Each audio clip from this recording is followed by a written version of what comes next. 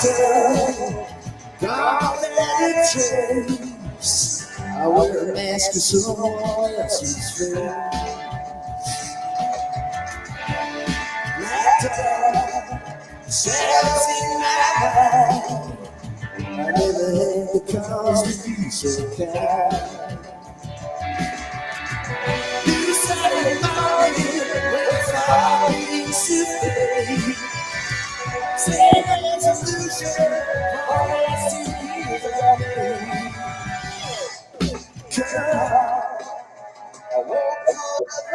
Hey, and welcome back to Soaring Profits Live, profiteers out there.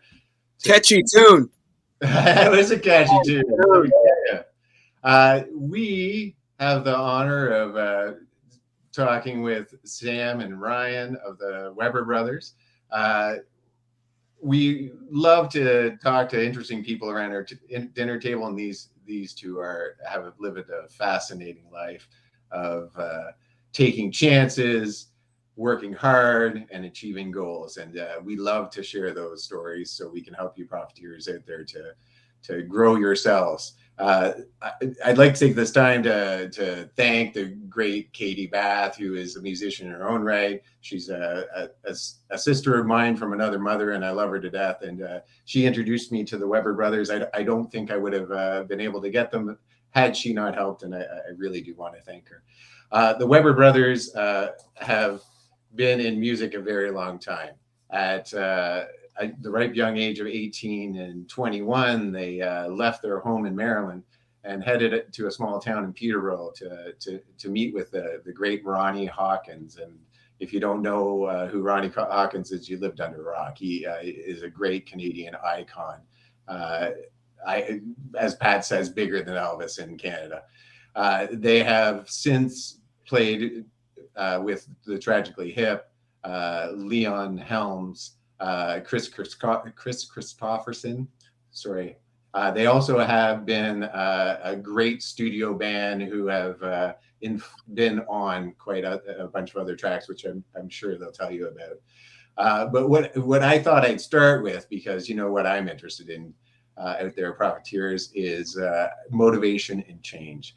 Recently, we've talked to the great Denise and Colin, a lovely young couple who are like off on a new journey. They're planning on moving to like a whole new city, maybe a whole new country, and starting a new life with a new business.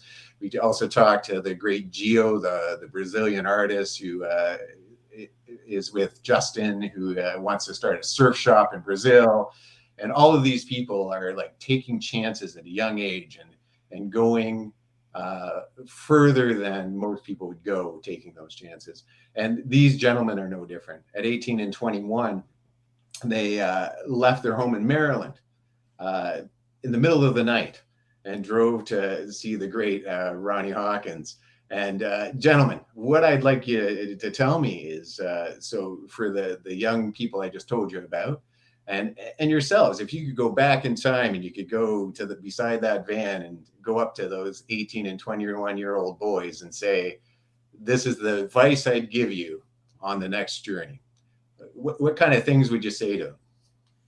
For that journey, dress warm. Dress warm. Yes. You're going to be driving through some snow. And you got something called customs. That's going to be weird.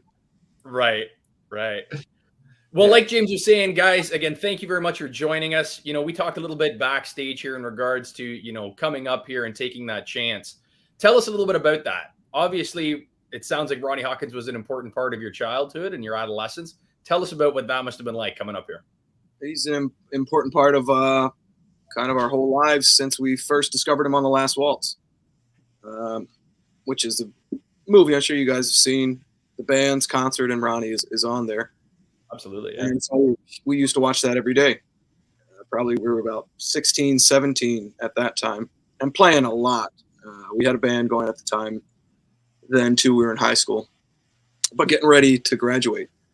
Right. And so, you know, playing a lot and wanting to experience more, of course, and you know, huge dreams. And you want to meet people. And we're really captivated with Ronnie's performance on The Last Waltz. Like, it's a pretty electric performance that he gives there.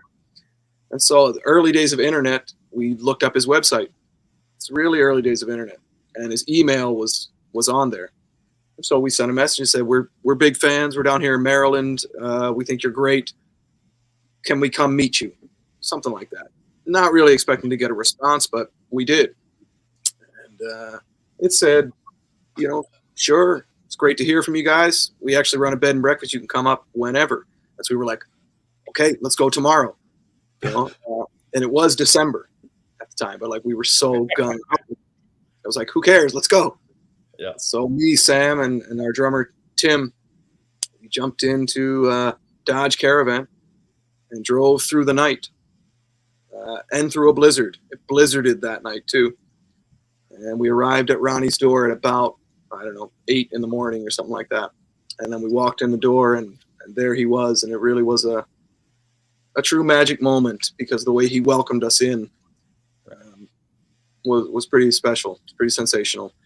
It was pretty well, most of the decisions you make at that age are kind of on a whim.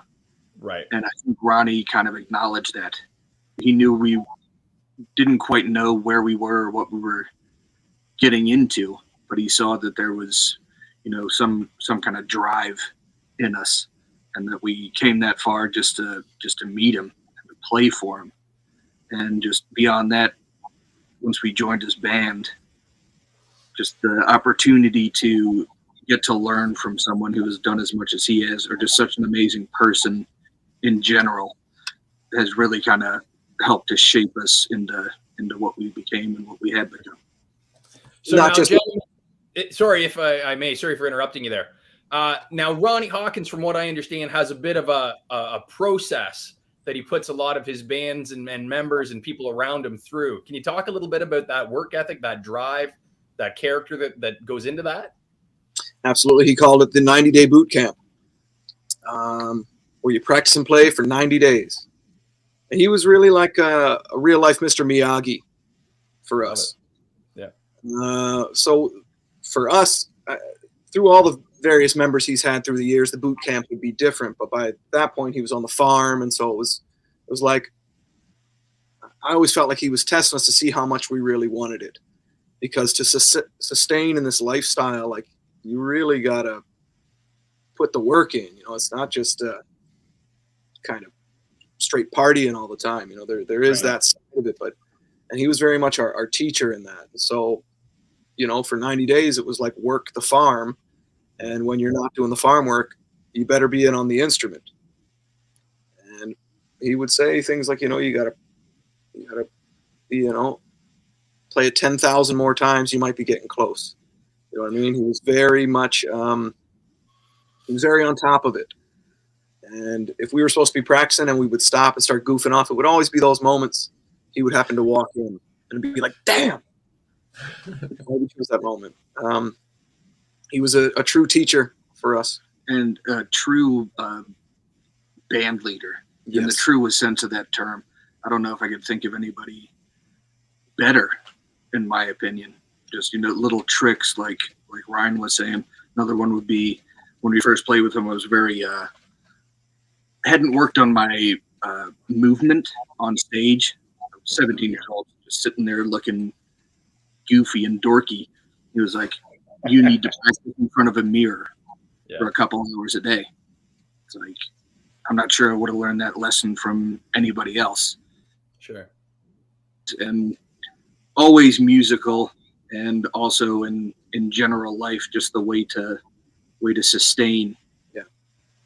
When you're just trying to, do what you love to do in the pursuit of your own journey, whatever that may be for you. Practice and play every day was his was one of his main lessons to us. Practice and play every day. Yeah. And that's what we've done, and that's what we have kept up. We keep it up. Well, and it seems like it's working for you, folks. You guys have made a fantastic career for yourselves in a music industry that is not an easy industry to make a living in and to succeed and do well in. So obviously those words of wisdom, that talent that he's embedded in you folks has done well for you. Now, James was saying about Christofferson and some of these other names out there. You folks have played with the top of the top of the top in that realm of music. Now, is there anyone, obviously you've got the Ronnie Hawkins connections that was very close to you. Is there anyone else you look at and you're just like, star? Couldn't have beat them. They were fantastic. Real inspiration to what you guys are and in your sound. People that we've gotten to play with. Yeah. Sure. Or anyone else that you just really like, they're the neck. They're doing amazing things. Well, sure. There's an infinite amount of great artists, but the ones that we've been blessed enough to have personal connections with, like when I was 15 or 16, if you told us that we would play with Chuck Berry in a couple years on the same stage, or Lemmy from Motorhead, or Leon Russell, just the best, Merle Haggard, I wouldn't have believed you. And just those opportunities are true blessings, and always keeping in mind too to try to take away something learned from that experience, not just feel the accomplishment, but take away something from those great artists that we were lucky enough to perform with. Yeah. On Soaring Prophets here, we talk a lot about mentorship, and it sounds like that's exactly what you're talking about. You have a lot of like Ronnie Hawkins obviously was the first one, the great one. Like I've heard from other musicians that there's no such thing as natural talent. It's work. It's even the greatest musicians are like, yeah, I had some talent to start with, but I still work every day. I still like put in the hours. And have a mentor tell you that's already at the top of his game must have been like coming from someone like that. It really makes you want to work harder, to achieve, to get that gold star, especially when they walk in and they see you goofing around. Yeah, of course. You want to work a little bit harder. So when you're working with these people, do you find it hard? Did you find it hard? Because back then you were young, super young, and I imagine that you would have ideas, that you wanted to share with these great. I'd rather do a riff like this. I'd like to do I'm not a musician, so I don't know the language, but how do you give advice to your heroes? Were you ever in a situation where you're like, you know what, I really want to do this, and how do you do that? So go ahead, take this one. I'm not sure if I get the question. Like, did you get the question? Yeah. Like for instance, I remember when you did recording with Ronnie and Gordon Lightfoot, and Gordon Lightfoot was kind of the producer. He was at the helm of the whole thing. I remember having an idea about the length of the solo or something about the song structure, and I had the feeling that I wanted to chime in. I really did, but I didn't, and I'm very glad I didn't. Just again, learn something in this moment. Right. Don't contribute in an instructive way. Contribute as being like more of a student of that moment, if that makes sense. Take it in. That totally makes sense. To listen rather than talk. It's one of the greatest lessons you can have, especially when you're dealing with. It works out better when you do that. Yeah, and that's how you learn the skills, and that's how you move forward for sure. We were talking about when you first came to our little town of Peterborough. I'm trying to remember the year that you would have come. Do you remember what year that was? 1999. 1999. So I remember in 1999, Peterborough was like the hub of music. Every street corner had a musician singing on it. The Red Dog was full of music. Reverend Ken. Have you noticed? Like I've noticed, but what do you think of the road that Peterborough has taken? Because they've launched a bunch of great musicians, but as of late, like the last 9 years, what do you think happened? Well, I mean, you got to count in 3 of those years being COVID years. Yeah. So that's a whole other thing on its own. Right. Yeah. But I think there's a lot of great stuff coming out of Peterborough all the time. There's people always working on something and doing what they can to get it out there. And I think there's still great stuff coming out. A lot. That time around 99 and in the early 2000s, beautiful time here. And it was really a hopping scene. And it still is now. You just may have to look for it a little a little deeper. Sure. Yeah, just in a different way too. Like, not so much how has Peterborough sort of changed, because I think everywhere has kind of changed. It's more like how the world has, how the music industry has. Because like, for instance, in modern times we do things like this. Right. Like back then that didn't exist. Back then it was just buy someone's cassette or CD. Yeah. No one had laptops or anything, and these days certain mediums of music that were the in thing back then are becoming somewhat obsolete. It's crazy. It's just a matter of just finding a different way to adapt through those different channels that keep presenting themselves over and over. And I think a lot of musicians are doing a fantastic job of it. Whoever can pay the bills from playing a gig, right, hats off to you. Yeah. Right. So how again, from a business perspective, and again, James is a little bit more touchy-feely, self-wellness and development. I'm a little bit more the dollars and cents.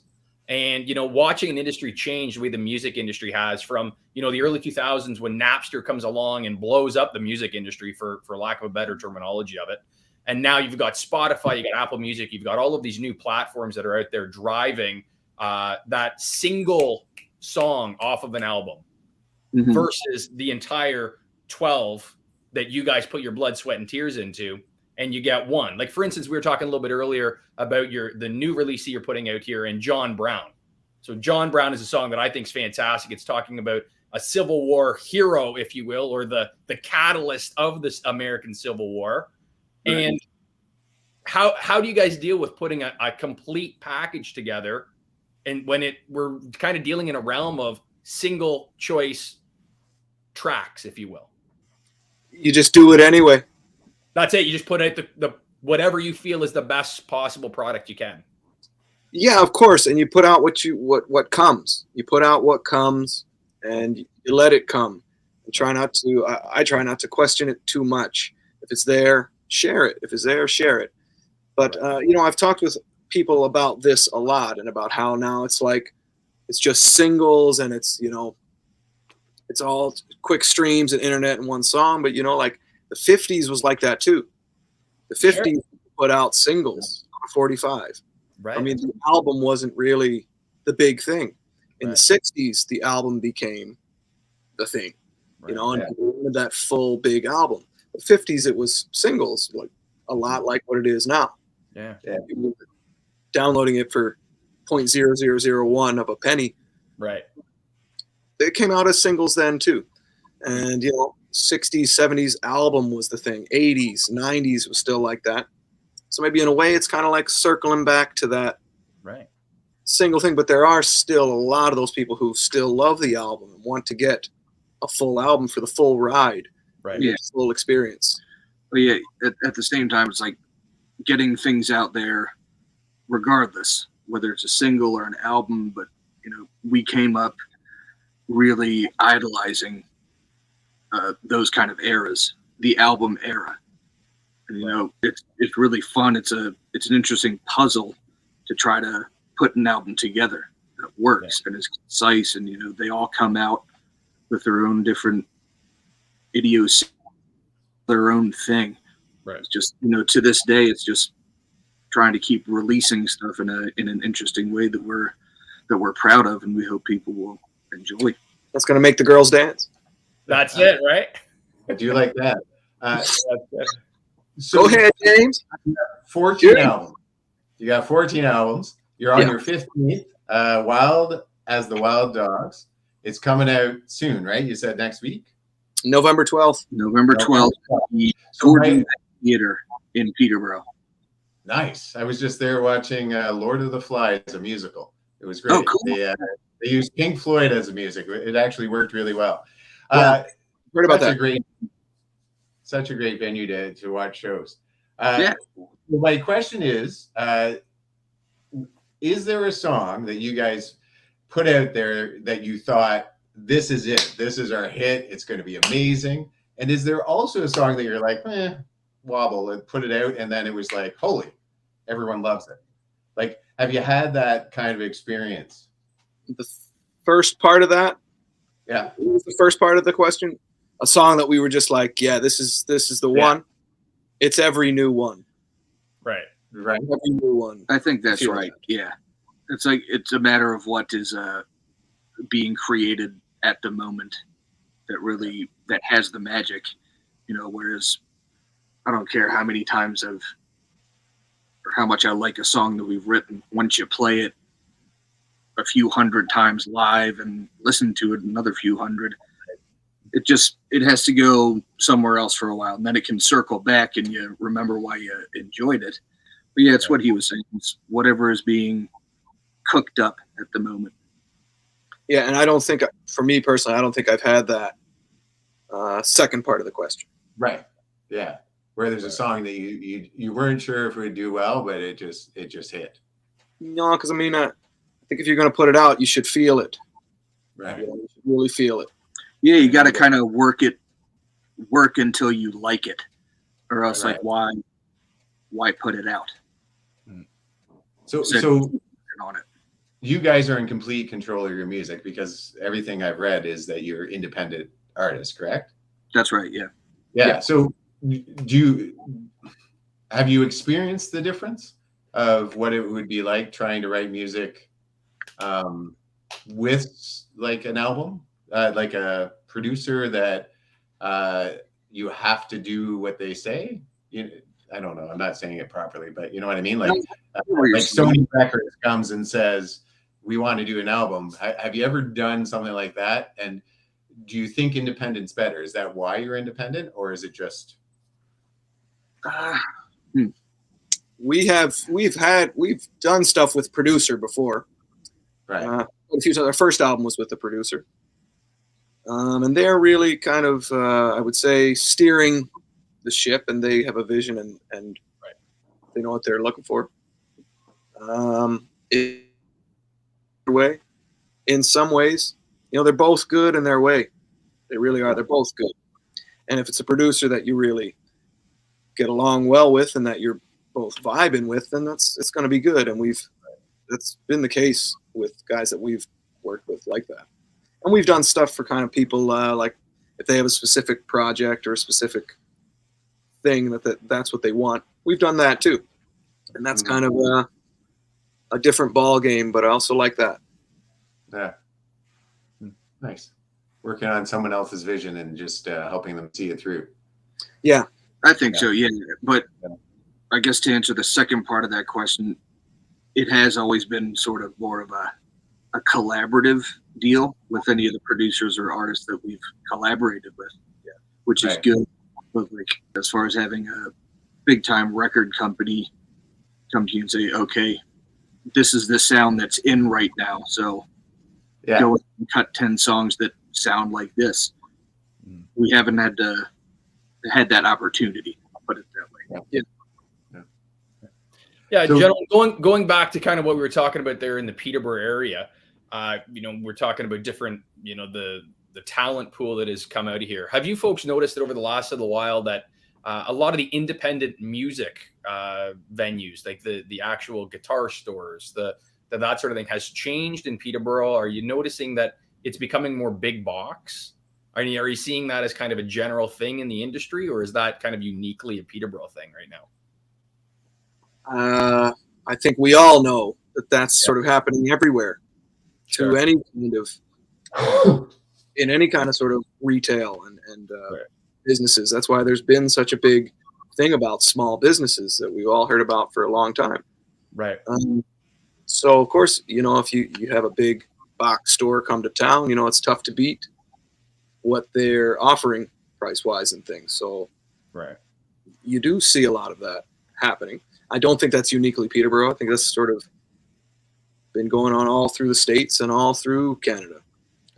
Heightened and maybe like amplified through the pandemic. That seemed to really happen. As hard as those times were in the pandemic, they were hard, it seemed like the big box stores did okay. Yeah. Through that time.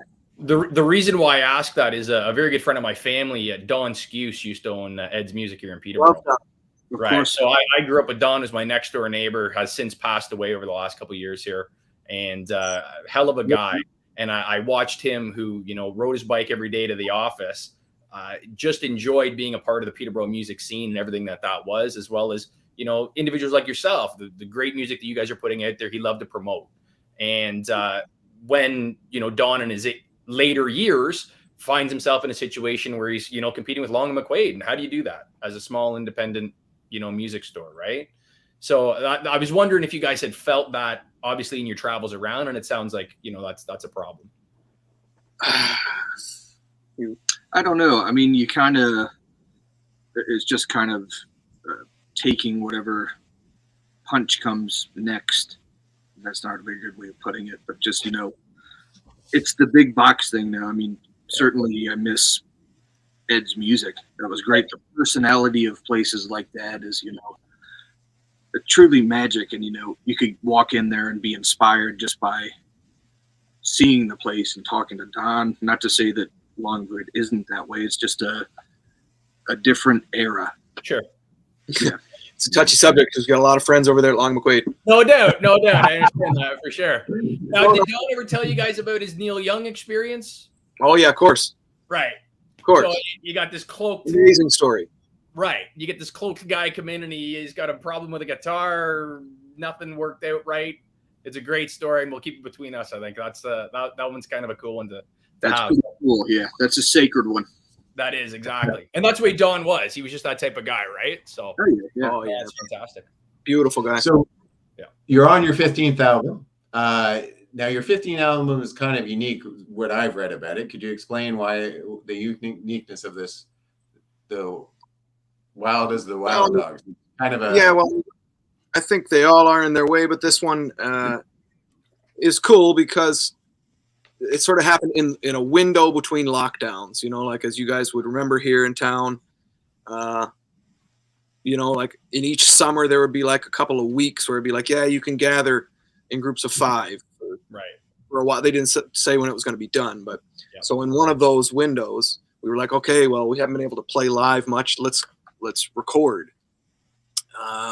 And so we got in touch with James McKenty, who's got a studio here and is a great producer. And he rented like a spot up in Gore's Landing. It was an old schoolhouse. And we set that up and went in and played as if we were doing a gig. And we recorded 31 songs. And I'm just doing it like we were at a gig, just like go, sing live, go hard. And it was great. It felt great to do. And that's kind of, I don't know if we knew it at the time, but that's maybe the sound that we were aiming for. It was like getting that sound of a live performance, because at the time nobody could really do live performance. Yeah. And it's going to be a trilogy, which is new too. It's going to come out in 3 parts. So, and we haven't recorded sort of that way, just live, kind of since back to like the first and third album, maybe The first couple. Yeah.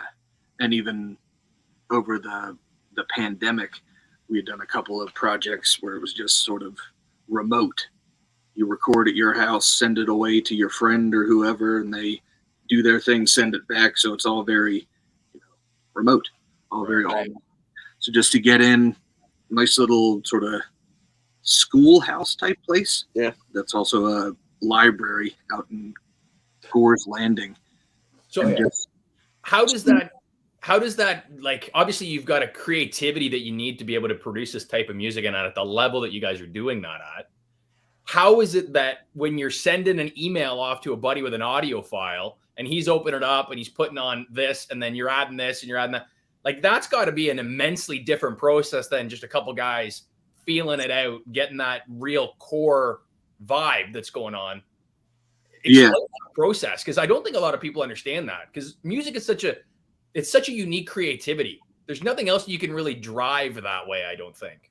Mm-hmm. Well, like everybody in every profession, I would think, had to do during the pandemic time, during the COVID time, was you had to adjust and adapt as best you could.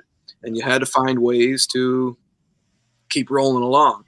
And, we're very fortunate in a way that it happened at the time it did for us, because we are set up to record at home, Sure. and we can do what you're talking about, which is send it back and forth. Had it happened 10 years earlier, we wouldn't have been able to do that. You know what I mean? Yeah. But it is a whole different process for sure, and everybody had to kind of learn it as they go. Mhm. We did a whole album that way with our friend, or drummer friend, who's down in Baltimore, Maryland. With him, we could do it, and I knew we could do it because we've been playing together since we rode the elementary school bus together. I We love it. Yeah. that many hours of playing, so I knew, even though we weren't in the same room, it might sound like we were, and it Cool. did. Yeah. I don't know that we could have done that with just anybody. Right. Yeah. Right. It turns into like a matter of trust when you're just sending things around. Just lay down your idea, send it off to whoever else is going to play on it, and just say, here, do what you're going to do. Yeah. Do you have any ideas for me? Nope. Do what you're going to do. And then he sends it back. It's like, all right, this is what we got to work with. As opposed to the more traditional way where you're all together. It's like, oh, why don't you try this? And then we'll rehearse it a couple times and then we'll go record. It was, just a different machine that way. Right. Yeah, you're not getting live advice while you're. I guess it'd be kind of like when you're creative process, you're doing like a jam session.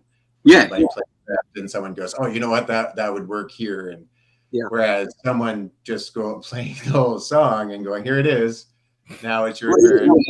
Big time. It's That would like you said, it's a matter of trust.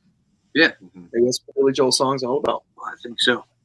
It was fun to do it that way. It's fun to do it both ways. But just enjoyed both. Like I would say, it really worked with Tim because we had that trust in him. We know we have so many hours together. We've come up playing together. Yeah. We know what he's going to do is going to be cool. So is there anybody coming along right now? Obviously, you guys had the Ronnie Hawkins, tutelage, if you will. Is there anyone you guys are watching now and are like, hey, these guys are the next up and comers. We love what we're seeing with these guys. Is there anybody that you can think off the top of your head right now that is just like, they're the next Weber brothers in the sense of Ronnie Hawkins and what you guys were doing? I don't know if I would label that like that, but we had we were doing that for a while. Sort of. We also have something called Weber Brothers Productions, and we were kind of seeing people around that we thought were great, and we would kind of help get them going, get them started. So we did that a lot, and there's tons of greats around. There really is. Everybody knows that. So is there anybody that I've watched and I've been like, oh, if we're talking local, of course you gotta love Benj Roland. Benj Roland, yeah. Yep. One big one for me is Nicholas Campbell. Have you heard of him? I haven't know that name. No. He's 18 now. He's like a Western swing rockabilly style singer and guitar player, but just I don't want to say for his age, but the kid's 18 and just he's immersed himself in his music, and every time you see him, you can tell that he's all about it. He believes in it, and he has that drive. And it's not just him that does that. There's several others that do too, but just to see that spark is more important than how great of a musician you are, if that makes sense. And exactly what I was trying to get at there is it sounds like you guys are seeing in some of these young people, like you're saying, that little piece that maybe Ronnie saw in you guys, right? That gives them that little opportunity to, hey, if I can just get the Weber brothers to say my name, maybe that this is something that's a really cool opportunity for us, right? And that's cool. Yeah, well, I mean, I think that flows through everybody, and some really go for it and jump in. Well, yeah, it's one thing to, and Nicholas has. Yeah, it's one thing to enjoy music and think it's cool to play live. It's another to practice every day 4 or 5 hours and enjoy that process. It's two different beasts. Yeah. Doing the farm work. That's right, doing the farm work. Yeah. I love it. Gravel on the driveway. No, that's cool. Speaking of that, you guys just came off the road. You did a tour. What were your biggest challenges like of that tour? Well, I mean, it's strange to not have done it for 3 years, because normally we do it every year, and we have for, I don't know, for a long time. That's just like what we're used to every year. So for 3 years, not doing that at all, and then like, okay, now we're able to do it again. Let's go. Like you got to get back in shape in a lot of ways. Mostly, I found for myself for the drives. Right. Like the time in the car like seemed longer. It always seemed long, but I was like, this time, damn. And then you get out, and you got to get back in shape for that, I think. Yeah, being conditioned for it, I think, was the biggest challenge personally. Right. Like we were playing strong, and we all definitely wanted to be out there playing places we hadn't played in years. But you know, to do it day after day, drive 8 hours, play, drive 9 hours, play, blah blah blah. You know the routine. Just to keep that going for a number of weeks, that was the difficult part for me personally. Yeah, and the running lights stopped working on our trailer, so we had to do all the driving in daytime, which meant a lot of early AM. Yeah. Weeks. So you'd play, you know, till normal time, 1 o'clock, 2, and you'd have to like run out by 6 because everything's so far apart. Right. You know, in the country, it's pretty far apart when you start going west. So where did you just finish your tour? Like, where did you just hit along your way? We did. We went out as far as Winnipeg this time. Okay. Normally, we would go all the way, but we figured after 3 years, like, let's just dip the toe in before the full 2.5 weeks. So yeah, it was a couple of festivals. Trout Forest Festival out in northern Ontario, Red Rocks Festival, same area. The times changed or Blue Note Park in Winnipeg, the Foundry in Thunder Bay, and a couple other ones. All great gigs. Now, are you finding that people are just thrilled to be back? I am finding that the same way, and I think, you know, the same way we want to get back playing. Right. People want to get back to coming out. Right. Which has been awesome. You know what I mean? Like everybody's is really giving it now. You know, I don't think we'll take it for granted again. Not that we did before, but like now we really won't. Mm-hmm. Right. I remember. Sorry, go ahead. There was one little period there between lockdowns again where certain restrictions were lifted, so we could play certain smaller gigs, limited crowd, everybody masked. And, you know, you're just playing to maybe 20 max people. It's like everyone in the crowd, us were all like, how weird is this? How strange is this? Oh, yeah. But everyone just let loose and had a great time. Left that gig being like, that was awesome. Cool. Even though it was so strange to do. I think that's back to that adjusting and adapting thing that we're talking about. It's like, but again, like you're saying that's an experience that those people will never have again. Like realistically, you'll never have that small venue experience where we're all masked up, looking around going, this is odd. This is unique. This is a once in a lifetime opportunity. Whether you like it, lump it, or whatever, it's a one-time shot. And pretty well. It's like I never thought I would be through that. I'm sure everyone in the world can say that. Just, you know, going through that experience and trying to, you know, find some enjoyment. Some you know, we all had to find our way. Yeah, here we are. It must have been an interesting journey to play to like 20 people all masked up, not being able to get up and dance, not being able to move much, not being able to scream and yell, not being able to sing. Yeah, man. Right? It was illegal there. Yeah. I mean, there was that thing. It was like that was in the headline, no dancing, no singing and stuff. So, I mean, it was weird. Crazy. It's weird, but like, as he said, you know, people find a way, you know, like everybody found a way and to adjust and adapt. You know what I mean? But I have noticed the beautiful thing now is that I'm noticing when I go to live music, because I love live music, especially there's a new bar called the Jethro in Peterborough. It's amazing. Great, amazing talent. In fact, I think I might have seen that 18-year-old guitarist playing like old Hank Williams music or something with a gentleman. Probably. He was incredible anyway. But now, like, you're in a bar setting that is normally like a sit down bar, sipping, whiskey, just listening to music, and people are up dancing in like tiny little spaces and like screaming out songs and pounding tables, and there's just like an exuberance, like the dam opened up. And are you noticing that in your concerts now?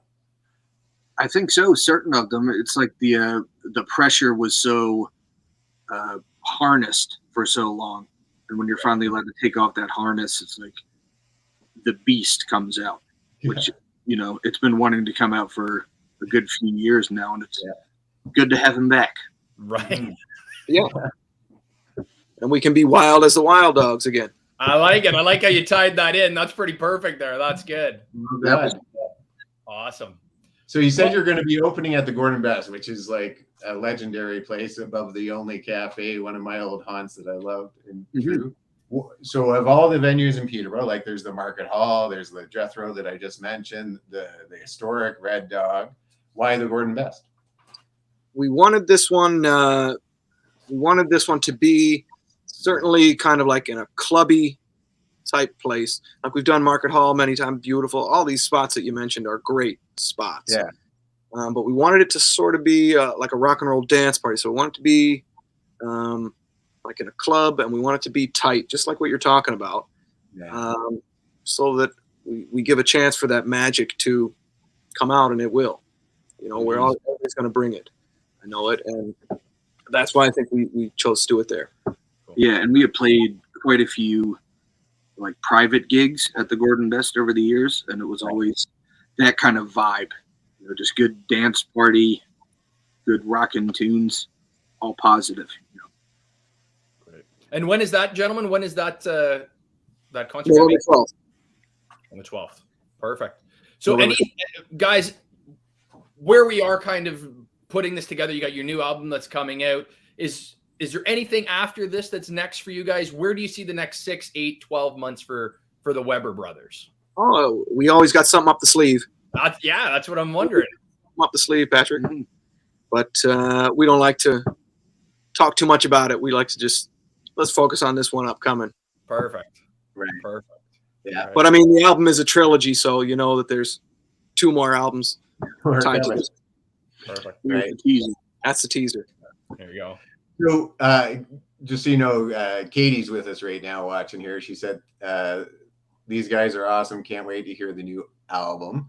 But she told me a story about, so you were talking about how you had no trailer lights during this tour, but a while back, I think it's also in the movie, the documentary about you guys, you were traveling back and forth across the border, which has its problems when you don't necessarily, or you do have a visa, I don't know, who knows, to work in other countries. But she was saying that something happened when the one time when you were quite young, you went back on a bus, and when you arrived to your van, it was not the greatest experience in your life. Can you talk about that a little bit? Yeah, well, we got robbed. Yeah, we got cleaned out. Simple as that. And just it was a lesson learned, and certainly a very hard one. And we just we were en route from our home in Maryland out to California, and did a little pit stop. I came up to see Jeff Healy in Toronto. I played at Healy. Yeah, that's good. When we came back down, we had lost everything. So okay, here we are in Toledo, Ohio. Got nothing. Got maybe $50 in our pocket. Like, okay, survival time. Yeah, get out there and do it. So you just, at that point, and I was underage too to play in the States at the time. So you just did some busking on the streets of Chicago, and as soon as you have gas money, move on to Omaha, Nebraska, do the same thing. Just piece your way across the country. Right. It was a journey. It was an adventure. Yeah, I mean, that was one of those ones where it's like, okay, you can make the choice, just head on home or keep going. Yeah. Right. We kept going. That's cool. It didn't really seem like much of a choice. It seemed like that's what we had to do. Right. So you had no instruments. Where do you start? left just enough. Amazingly, it was magic. They left just enough for us to busk with. Like they didn't take my upright bass. That was too big maybe for him to take. They left. Sam had an acoustic guitar. Some had an acoustic. And our keyboard player was and he had a melodica. It was like a keyboard blow thing. Right. And, Wow. we had those three things, which is what we needed to play on the street corner, pretty much. And then you slowly built it back up. You know what I mean? Yeah. Yeah. In a situation like that, it almost feels like fate. A test of some kind for sure. Right. Yeah. The funny piece is Katie was with us at that time. Like, yeah, come down to the States. It's going to be great. We'll do a little busking. Yeah, you have a great time. And that's the first thing she saw Right. of the States. You know what I mean? Yeah, I think that was the plan for that first States trip. It's going to be great. That was the plan. And it was great though. Like, believe it. Like, so I always talk about in great tragedy, you can like you said, you can give up and throw your hands up, curl up into a ball, or you can take that lesson. So your lesson is, you have to be more, well, whatever lesson you guys took from it. But then you just picked up and you kept on going. And I think that's amazing. There's like 1 in 10 people that would do that. You need a lot of resolve to the anger you'd be dealing with, the sadness, just the fact that you came from Jeff Healy. Like I would have been on cloud 9. Like, we've done it, guys. Now we're on to our next thing. It's going to be huge. Wait, absolutely, right? And it was huge. Well, yeah, that's sort of circling back. It's again, no matter how shitty that experience is, be a student of this moment. Oh yeah, because the other alternative is not the right one. And circling back further to the time with Ronnie out on Ronnie's farm and Ronnie's barn, like as I said in the beginning of this, like he taught us so much musically, but he also taught us so much about a lifestyle. Right. And it does take a lot to sustain it. Mm-hmm. So an experience like that, mm-hmm. you would remember what Ronnie had told you, about what you got to do. He always used to say it ain't for sissies. Yeah. Love it. So yeah, that's cool. we kept on going and we made it to California. That's amazing. So this next new album, so we talked about the launch party. Is it like a closed event, or is it something that we can buy tickets for? Or yeah, there's tickets available. Yeah, I don't. How many are left now? But yeah, we're doing like advanced tickets, and then depending on what's left over, they'll be at the door. But we're encouraging folks to get them beforehand, just because space is a little bit limited up there. Yeah. You can get it through Weber Brothers Facebook. There's all the information there to our friend who's taking care of the tickets for us, Phil Connor. Thank you, Phil. Yeah. Phil.cnr@gmail. Email him. Shout out, Phil. Thanks, Phil. Yeah. Now, well, again, just a little question, and then I think we'll start to kind of wrap things up here. But how have you found that social media has allowed an opportunity for you guys to be able to dive deeper into your audience, right? Like, obviously, now you can sell tickets, you can do all these sorts of things. You got a guy like Phil. Is social media something that you guys tap into, or is that something that you're like, our art is kind of our art? We just let it speak for itself. Well, I mean, I think you have to tap into it. That's how it's kind of done nowadays. Right. It's more direct, so you can like talk directly with people. It's just a little bit less than it used to be. Like you got to have a social media presence to let people know about things. Right. That's what people are checking each day. For sure. Whereas before it would have been, I don't know, like newspaper would have been. Radio, right? Yeah. Radio. Yeah. Stapling up posters. Yeah. That's not what it once was. This is just the new medium. You got to ride. Yeah, you sort of have to. And is it good? Yeah, it's good in a lot of ways. In a lot of ways, it's a real battleground out there. No doubt. As I'm sure you guys have seen on social media. For sure. Go ahead. Well, I was just going to say, like, you guys are combating. If everyone's got that entertainment dollar that they've got in their hand and they've got all the choices that are out there, right? how are you getting in front of somebody to say, look, give us your entertainment dollar. We put on a great show. We've got a great environment, that sort of thing. With social media, it's that instant gratification. Your TikTok society, 20 seconds tops. As an artist, obviously it's changing dramatically, and that's what you guys were just saying. But where do you see like 10 years from now, 5 years from now? What's the next? How is an artist that's writing a 4 or 5 minute song able to keep that hook for that 10-second, 20-second generation that we're putting out there right now? It's a matter of trust. You trust that there are people out there that's going to touch, and there are people out there who want to hear your full thing, right. And they are out there. That's cool. You know, it may seem like they're not because, like you say, TikTok is 20-second max or whatever it is. That's cool too. You know, people get a lot of joy out of that. But there are, and I believe this, just like we were saying before, there are people who still want a full album. They want to hold a physical album. Right. And they're out there. So you make it for them, and you make it for yourself. You make it for you because it's you, and you share it with them, and they're out there. You know, and you invite people to come if they would like to. You know, it's not a pressure thing, but if they want to come, that'd be great. That's for awesome. Us, you know, it's been quite a few years, so we've built it up over all that time. Okay. You were going to say something, James?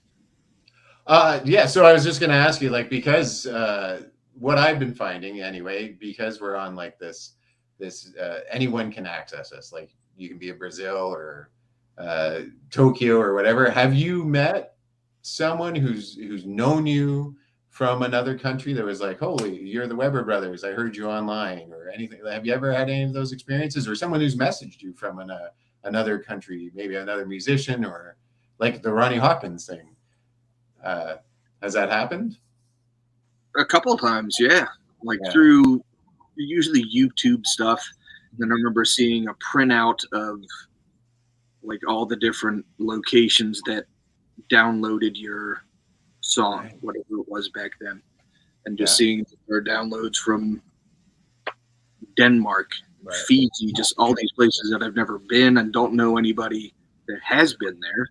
But that's, you know, that's pretty powerful, and it's just very representative of the reach of music and the fact that people want to make it and release it, and people also want to accept it and hear it for what it is.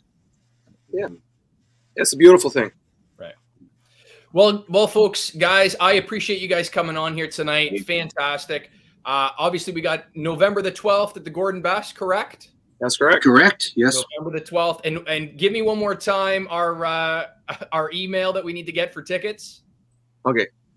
Phil, PHIL .cnr@gmail.com. Perfect. So anyone out there that's looking for tickets, you might see me there. I'm not going to lie. I wouldn't mind hearing you guys do a beer with you boys and go from there.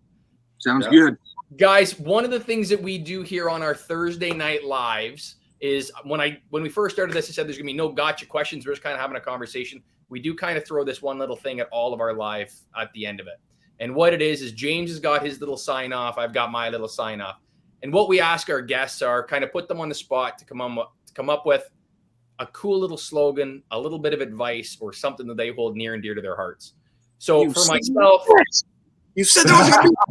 I set you up. That's it. They're out. That'll be the soundbite right there. That's it. Yeah, exactly. That'll be the one that goes viral. So, folks, all the profiteers out there, thank you for joining us. The Weber brothers, you guys are fantastic. Thank you so much for doing this with us, and we will definitely be seeing you guys around town. For me, signing off. Let's make some money together, folks. Do we say the thing? I'm next, and then you guys go. Yeah. Gotcha. Thank you, Ryan and Sam. It's been an absolute pleasure. The life that you guys have lived, I could only dream of, meeting all those wonderful icons that I grew up with, and just brought me musical joy, because music has been really a gift in my life to bring me up, motivate me, and sometimes hold my hand in the sad times. And I thank you for giving me that in the world, and giving the people, our profiteers out there, that. And Katie, thank you so much for introducing us. I appreciate you, little sis. You know, this will be the last time I ever see something nice about you, and you know that. But you're awesome, and I really appreciate that. Gentlemen, thanks again for coming on. And profiteers out there, just like these guys, if you have something, you want something, go get it. If adversity strikes, keep on fighting past it. These gentlemen did it, and they've shown the way, and you guys know you can do it too. Let's heal our minds, bodies, and souls together. Beautiful. Gentlemen, You're up. All right. Sam Weber signing off. Profiteers out there, it's your world. Take it, but take it easy. Oh, I like it. Like it. Like it. Ryan Weber signing off. I'll borrow this one from Ronnie because it's so great, and it I think about it every day. Practice and play every day. And remember to play. Awesome.